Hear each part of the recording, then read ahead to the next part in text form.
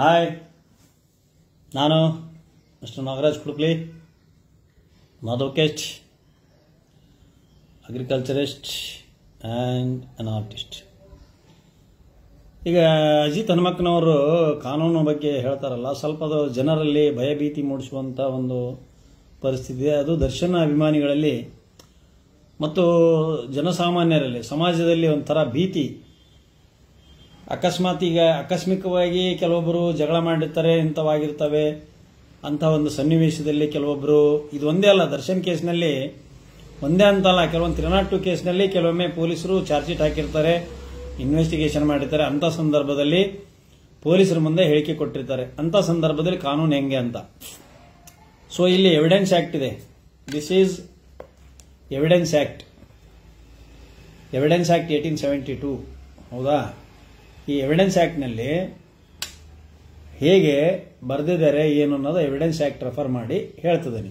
Indian evidence act 1972. ಈ evidence act ಬಿಟ್ಟು ಕೋರ್ಟ್ನಲ್ಲಿ ಏನೂ ನಡೆಯೋದಿಲ್ಲ.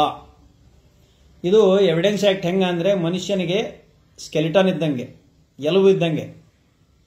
ನ್ಯಾಯಾಂಗದಲ್ಲಿ ವಿಚಾರಣೆ ವಿನಿಮಯದಲ್ಲಿ ಈ ಏನು ಎವಿಡೆನ್ಸ್ ಆಕ್ಟ್ ಇದೆಯಲ್ಲ, 3 ಮೇಜರ್ ಆಕ್ಟ್ಸ್ ಅಂತ ಓದ್ತಾವ ನಾವು. 3 ಮೇಜರ್ ಆಕ್ಟ್ಸ್ ಯಾವುವು? ಕ್ರಿಮಿನಲ್ ಲಾದಲ್ಲಿ Indian penal code, criminal procedure code and evidence act. ಈ 3 ಕೂಡಿದಾಗ, ಈ ಸಮಾಗಮ ಕೂಡಿದಾಗ ಅಲ್ಲಿ ಒಂದು ಗಲ್ಲು ಶಿಕ್ಷೆ ಅಥವಾ ಅಪರಾಧ ಹೌದು ಅಲ್ಲ ಅನ್ನೋದನ್ನ ಆಗ್ತದೆ. ಅದಕ್ಕೆ ನಾವು 3 ಮೇಜರ್ ಆಕ್ಟ್ಸ್ ಇಲ್ಲಿದೆ ನೋಡಿ, 3 ಮೇಜರ್ ಆಕ್ಟ್ಸ್. ಈ 3 ಮೇಜರ್ ಆಕ್ಟ್ಸ್ ಅನ್ನು ನಾವು ಇಲ್ಲಿದೆ ನೋಡಿ, 3 major acts. Criminal major acts ಅಂದ್ರೆ 3 ಆಕ್ಟ್ಸ್ ಇರ್ತವೆ ಅದರಲ್ಲಿ, ಕ್ರಿಮಿನಲ್ ಮೇಜರ್ ಆಕ್ಟ್ಸ್. ಹೌದಾ? ಸೊ ಈ ಕ್ರಿಮಿನಲ್ ಮೇಜರ್ ಆಕ್ಟ್ಸ್ ಅನ್ನ ಇದ್ರ ಮೇಲೇನೆ ಕೋರ್ಟ್ ನಡೆಯೋದು, ಗೊತ್ತಾತ್ರಿ? ಅದಕ್ಕೆ ಈ ಕ್ರಿಮಿನಲ್ ಮೇಜರ್ ಆಕ್ಟ್ಸ್ ಇದೆಯಲ್ಲ, ಇದನ್ನ ನಾವು ಓದ್ತೀವಿ ನೋಡಿ. ಇದು ಸುಮಾರು ಒಂದು 2,000 ಪುಟ, 2-3,000 ಪುಟ ಇದೆ. Criminal major acts, C Sarkar, ML Singhal,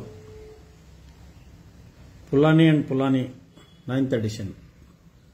justice ML Singhal ಅವರು ಬರೆದಂತ ಬುಕ್ ಇದು. 3 ಮೇಜರ್ ಆಕ್ಟ್ಸ್ ಬರೆದಿದ್ದಾರೆ. ಇದು ಡಿಸನರ್ ಆಫ್ ಚೆಕ್ಸ್. ಇದು Indian evidence act, Indian evidence act 1872. So ಇವೆಲ್ಲ ಸಿವಿಲ್ ಆಕ್ಟ್ಸ್, ಇವೆಲ್ಲ ಸಿವಿಲ್ ಆಕ್ಟ್ಸ್, ಕ್ರಿಮಿನಲ್ ಆಕ್ಟ್ಸ್ ಇವೆಲ್ಲ ಇರ್ತವೆ ಇದ್ರಾಗ. ಹೀಗೆ ಕಾನೂನು ಹೇಗಿದೆ ಹಾಗೆ ಕ್ರಿಮಿನಲ್ ಲಾ, ಕ್ರಿಮಿನಲ್ ಪ್ರಾಕ್ಟೀಸ್ ಹೇಗೆ, ಕ್ರಿಮಿನಲ್ ಪ್ರಾಕ್ಟೀಸ್ ಏನು, ಹೆಂಗ, ಇವಿಷ್ಟೆಲ್ಲ ಬುಕ್ಗಳನ್ನು ನಾವು ರೆಫರ್ ಮಾಡಿ ಹೇಳ್ತಿದ್ದೇವೆ ನೋಡಿ. ಕ್ರಿಮಿನಲ್ ಲಾ ಪ್ರಾಕ್ಟೀಸು, ಇದು transfer of property act, transfer of property ಹೆಂಗೆ, ಕ್ರಿಮಿನಲ್ ಲಾ ಮಾನ್ಯುವಲ್ ನೋಡಿ, ಲ್ಯಾಂಡ್ ಲಾಸು, ಹೌದಾ, ಕರ್ನಾಟಕ ಜರ್ನಲ್. ಹೀಗೆಲ್ಲ ನಾವು ಲ್ಯಾಂಡ್ ಲಾಸು ಇವೆಲ್ಲ ಆಲ್ ಇಂಡಿಯಾ ಸುಪ್ರೀಂ ರಿಪೋರ್ಟರ್ಸು. ಇದು ಗ್ರೀನ್ ಇದೆಲ್ಲ ಸಿವಿಲ್ ಕೇಸು, ಇವು criminal case. All India reporters criminal cases ಇವು. ಸುಪ್ರೀಂ ಕೋರ್ಟ್ ಡಿಸಿಷನ್ಸ್ ಇವೆಲ್ಲ. AIAR ಅಂದ್ರೆ all India appeal reporters, supreme court. ಇವೆಲ್ಲ SC ಅಂದ್ರೆ ಸುಪ್ರೀಂ ಕೋರ್ಟ್. ಇಂಥವೆಲ್ಲವನ್ನ ರೆಫರ್ ಮಾಡಿ ಹೇಳ್ತೀವಿ. ಈ ಅಜಿತ್ ಹನುಮಕ್ಕನವ್ರು ಅಲ್ಲಿ ಕುತ್ಕೊಂಡು ಏನು ಓದಂಗಲ್ಲ ಮಾಡಂಗಲ್ಲ, ಸುಮ್ಮನೆ ಅವಂಗ ಹೇಳ್ತದಾನ. ಸೊ ಅದಕ್ಕೋಸ್ಕರ ಕ್ಲಾರಿಫಿಕೇಶನ್ ಕೊಡಲಿಕ್ಕೆ ಮತ್ತು ದರ್ಶನನ ಅಭಿಮಾನಿಗಳಲ್ಲಿ ಯಾವುದೇ ಒಂದು ದರ್ಶನ ಅಭಿಮಾನಿಗಳಲ್ಲಿ ಯಾವುದೇ ಒಂದು ತೊಂದರೆ ಕಾಣಿಸಿರಬಾರ್ದು ಅನ್ನುವ ಒಂದು ವಿಚಾರದಲ್ಲಿ ನಾನು ಸ್ವಲ್ಪ ಕಾನೂನಿನ ಬದ್ಧತೆ ಮತ್ತು ಕಾನೂನಿನ ಆಗು ಹೋಗುಗಳನ್ನು ವಿಶ್ಲೇಷಣೆ ಮಾಡ್ತಿದ್ದೇನೆ ಅಷ್ಟೇ. ಸೊ ಇಲ್ಲಿ ಸೆಕ್ಷನ್ 25 ಹೇಳ್ತಾರೆ. ಸೆಕ್ಷನ್ 25 ಏನು ಹೇಳ್ತದೆ? Evidence act, evidence act section 25. ಹಂಗಾರೆ ಇದರ ಕೆಳಗೆ ಪೊಲೀಸ್ ಆಫೀಸರು ಇದನ್ನು ಬರ್ಕೋಬಹುದಾ, ರೆಕಾರ್ಡ್ ಮಾಡ್ಕೋಬಹುದಾ ಅಂತ ಹೇಳ್ತಾರೆ. Confession section 25. Section 25, confession to police officer not to be proved. No confession made to a police officer shall be proved as against person accused of any offence. ಅಕ್ಯೂಸ್ಡ್ನ ವಿರುದ್ಧ confession statement police ಇದ್ದ record ಆಗಿದ್ದಾಗ ಅದನ್ನ ಆರೋಪಿಯ ವಿರುದ್ಧ ಉಪಯೋಗಿಸಲಿಕ್ಕೆ ಬರೋದಿಲ್ಲ ಅಂತ ಇದರಲ್ಲಿ ಬರೆದಿದ್ದಾರೆ. ಹಾಗಾದರೆ ಪೊಲೀಸರ ಮುಂದೆ ಕೆಲವೊಂದು ಅಡ್ಮಿಷನ್ ಕೊಟ್ಟಿದಾರಲ್ಲ ಅದ್ರ ಬಗ್ಗೆ ಅವೆಲ್ಲ ಕೋರ್ಟ್ನಲ್ಲಿ ಅಡ್ಮಿಷನ್ ಆಗೋದಿಲ್ಲ. ಅದಕ್ಕೆ ಅದ್ರ ಬಗ್ಗೆ ಭಯ ಬೇಡ. ಪೊಲೀಸರ ಮುಂದೆ ಏನಾದರೂ ದರ್ಶನ್ ಹೇಳಿದ್ರೆ ಅಥವಾ ಇನ್ನು ಉಳಿದಾರೆ ಏನು ಹೇಳಿದ್ರೆ ದರ್ಶನ್ನೇ ಮರ್ಡರ್ ಮಾಡಿಸಿದ್ದಾರೆ ಅಂತ ಉಳಿದ ಆರೋಪಿಗಳು ಹೇಳಿದ್ರೆ ಕೋ ಅಕ್ಯೂಸ್ಡ್ ಹೇಳಿದಂತ ಹೇಳಿಕೆಯನ್ನ ಈ ಅಕ್ಯೂಸ್ಡ್ ಮೇಲೆ ಆಮೇಲೆ ಅಕ್ಯೂಸ್ ನಂಬರ್ 1, 2, 3, 4 ಅಂತ ಹೇಳಿ ಅಕ್ಯೂಸ್ಡ್ 1 ನಂಬರ್ ಮೇಲೆ ಗ್ರಾವಿಟಿ ಬಾಳ 2 ಬಾಳ ಅಂತ ಇರೋದಲ್ಲ. ಎವಿಡೆನ್ಸ್ ಯಾರ ಮೇಲೆ ಬರ್ತದೆ ಅದು ಗ್ರಾವಿಟಿ. ಕೋರ್ಟ್ನಾಗ ಎವಿಡೆನ್ಸು 13ನೇ ಆರೋಪಿ ಮೇಲೆ ಜಾಸ್ತಿ ಬಂತು ಎವಿಡೆನ್ಸ್ ಅಂದ್ರೆ ಅವನ ಆರೋಪಿ. 1ನೇ ನಂಬರ್ ಅದರ ಅವ್ರಿಗೆ ಗಲ್ ಶಿಕ್ಷೆ ಕೊಡ್ತಾರ, 2ನೇ ನಂಬರ್ ಕಡಿಮೆ, 3ನೇ ನಂಬರ್ ಕಡಿಮೆ, ಲಾಸ್ಟ್ ಇದ್ರೆ ಬಹಳ ಕಡಿಮೆ ಅಂತ ಹಂಗಿಲ್ಲ. ಪರ್ಸೆಂಟೇಜು ಅಲ್ಫಾಬೆಟಿಕ್ ಬರೋದಲ್ರಿ. ಯಾರು ಕೊಟ್ರು 1ನೇ ನಂಬರ್ ಕೊಟ್ಟರು 1ನೇ ನಂಬರ್ ಅಂತ ಹಾಕಿದ್ರು. ಕಂಪ್ಲೇಂಟ್ 1ನೇ ನಂಬರ್ ಅಂತ ಬರ್ಕೊಂಡ್ರು 1ನೇ ನಂಬರ್ ಅಂತ ಬರ್ಕೊಂಡ್ರು ಅಷ್ಟೇ. ಏವನ್ ದರ್ಶನ್ ಇಲ್ಲ, ಏವನ್ ಪವಿತ್ರ ಗೌಡ ಅದಳ, that is not the mandate. Complaint ಯಾರನ್ನ ಫಸ್ಟ್ ಬರ್ದಿರ್ತಾರೋ ಅವ್ರು ಬರ್ಕೋಬಹುದು ಅಷ್ಟೇ. 1ನೇ ನಂಬರ್ ಇದ್ದರು ಬಹಳ ಅವರ ಮರ್ಡರ್ ಮಾಡ್ಯಾರ ಅಂತ ಹಂಗ ಪ್ರಿಸಂಪ್ಷನ್ ಬರೋದಲ್ರಿ. ಸೊ ಮುಂದೆ ಹಂಗಾರೆ 25 ಆದ್ಮೇಲೆ 26 ಕೆಳ ಹೆಂಗೆ ಎವಿಡೆನ್ಸ್ ಆಕ್ಟ್ 26 ಏನ್ ಹೇಳ್ತದೆ? Section Indian evidence act section 24 circumstantial evidence.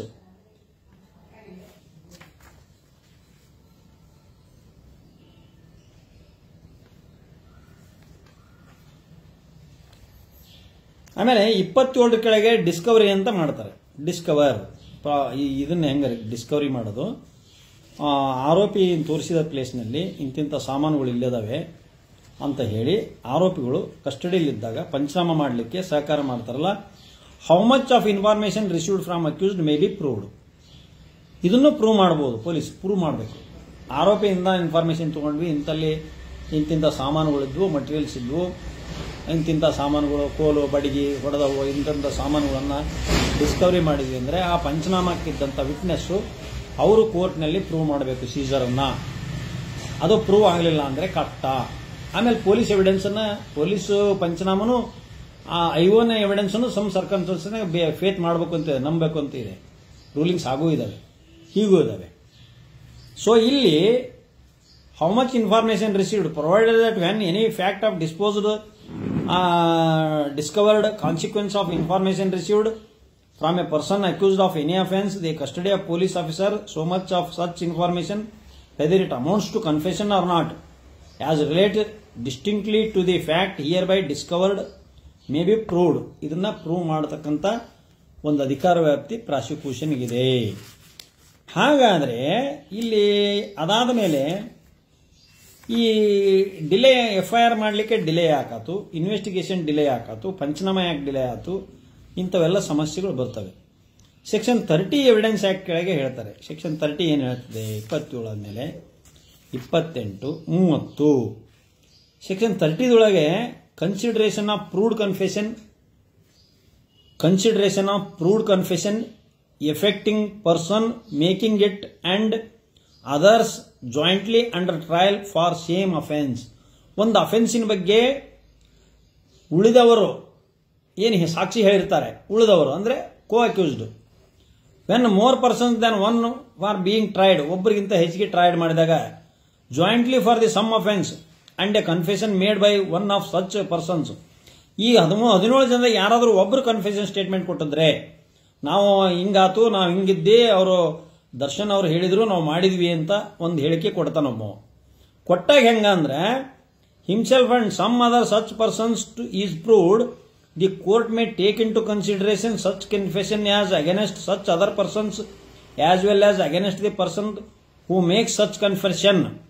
ಇದನ್ನ ಬೇರೆಯವ್ರ ಮೇಲೆ ಹೇಗೆ ಉಪಯೋಗಿಸಬೇಕು ಅಂತ ಬರೆದಿದ್ದಾರೆ. A and B jointly tried for the murder of C. It is proved that A said B and I murdered C. The court may consider the effect of this confession as against B. So hangadre illi A is on his trial for a murder of C. There is evidence to show that C was murdered by A and B, and that B said A